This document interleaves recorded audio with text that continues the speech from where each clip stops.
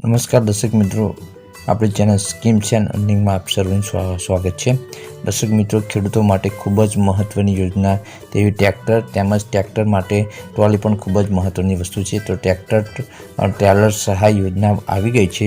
તો ખેડૂત મિત્રો, આ એક ખેડૂત પોર્ટલ પર તમે જઈને વિઝિટ કરીને તેની માહિતી મેળવી શકો છો।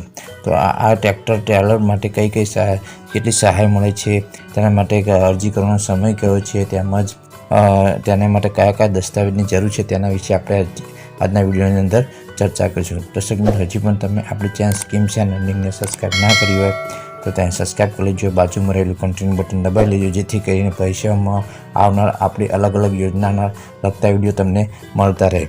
તો દર્શક મિત્રો, આપણે વાત કરીએ ટ્રેક્ટર ટ્રેલર સહાય યોજના। આ ખેડૂત પોર્ટલ પર આ યોજના ચાલુ થઈ ગઈ છે। ખેડૂત માટે તમારા માટે ખૂબ જ મહત્ત્વની યોજના છે અને આ યોજનામાં આપણે મળવાપાત્ર સહાયની વાત કરીએ તો ટ્રેક્ટર ટ્રેલર ખરીદવા માટે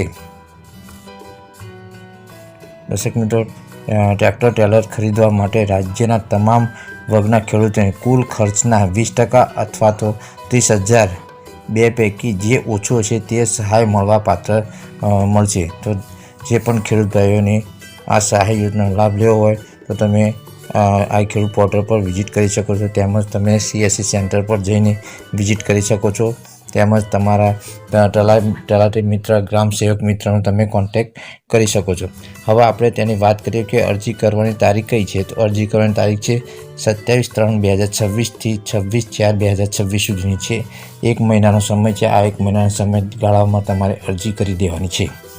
હવે આપણે તેના જરૂરી દસ્તાવેજની વાત કરીએ તો તેની અંદર આપણે અલગ અલગ દસ્તાવેજની જરૂર પડશે।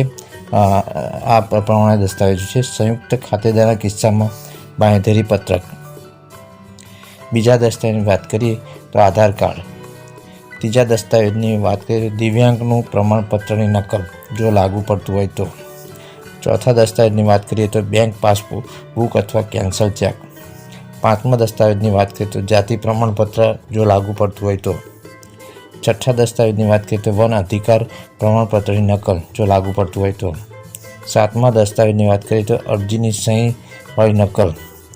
આઠમા દસ્તાવેજની વાત કરીએ તો 7, 12 અને 8ની નકલ। નવમા દસ્તાવેજની વાત કરીએ તો સાધન સાથે લાભાર્થીનો ફોટો। 10મા દસ્તાવેજની વાત કરીએ તો ખરીદી બિલ। 11મા વાત કરીએ તો RTO પાર્સિંગ અને સેન્ટ્રલ કોડ। ઓકે। 12મા સાધનની વાત કરીએ તો સાધનનો ફોટો અને ખેડૂત સાથેનો સાધનનો ફોટો। આમ આપણી પાસે 13 ડોક્યુમેન્ટની જરૂર પડશે। તો દર્શક મિત્રો, આ તમામ ડોક્યુમેન્ટ તમારે તૈયાર રાખવાના છે અને આ ખેડૂત પોર્ટલ પર જઈને તમે અરજી કરી શકો છો, તેમજ CSC સેન્ટરનો કોન્ટેક્ટ કરી શકો છો। CSC સેન્ટર પર તમે અરજી કરી શકો છો અને આ યોજનાનો લાભ લઈ શકો છો। તો આ મહત્ત્વની યોજનાનો લાભ લેવા તમે આ ખેડૂત પોર્ટલ પર તમે વિઝિટ કરી શકો છો। દર્શક મિત્રો, આપણે આ યોજના વિશેની તમને સારી લાગી હોય, આપણી માહિતી તમને સારી લાગી હોય તો આપણી ચેનલ સ્કીમ્સ એન્ડ અર્નિંગને સબસ્ક્રાઈબ કરી લેજો, બાજુમાં રહેલું કન્ટિન્યુ બટન દબાવી લેજો, જેથી કરીને ભવિષ્યમાં આવનાર આપણા વિડીયોનું નોટિફિકેશન મળતું રહે। Thanks for watching this video.